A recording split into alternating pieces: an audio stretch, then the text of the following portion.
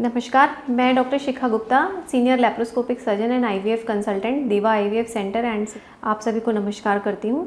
आज मैं आप लोगों को पोस्ट मेनोपॉजल ब्लीडिंग के बारे में बताना चाहती हूँ।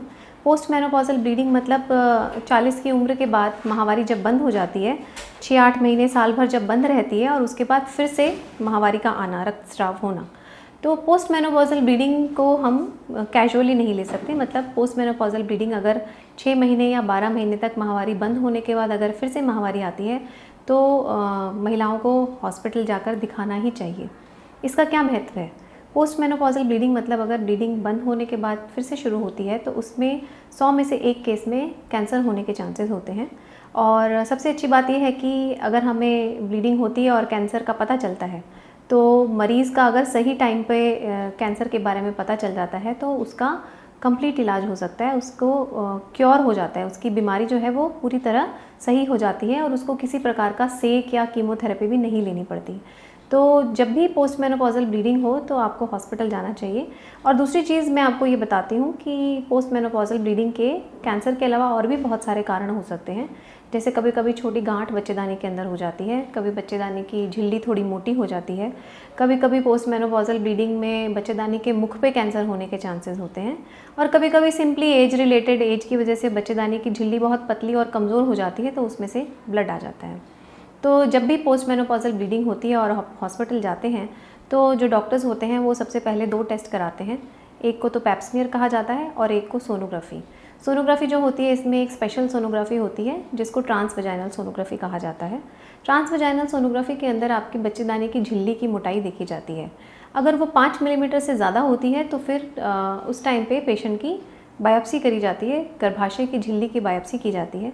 अगर उस गर्भाशय की झिल्ली की बायोप्सी में कैंसर आता है तो कैंसर का ऑपरेशन होता है, और अगर उसमें कोई भी बीमारी नहीं आती तो सिंपल हार्मोन्स के द्वारा इलाज किया जाता है। कभी कभी अगर सर्विक्स यानी कि माहवारी बच्चेदानी के मुख पे अगर कैंसर पाया जाता है तो उसके लिए भी उसकी स्टेजिंग करके, मतलब ये स्टेज जान के कि कौन सी स्टेज का कैंसर है, उसका इलाज ऑपरेशन द्वारा या फिर रेडियोथेरेपी मतलब सेक पद्धति द्वारा किया जाता है।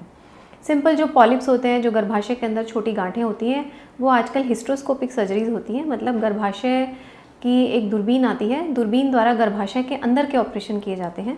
तो उस दूरबीन द्वारा गर्भाशय के अंदर की छोटी गांठ निकाली जा सकती है, जो कि एक बहुत ही साधारण ऑपरेशन है।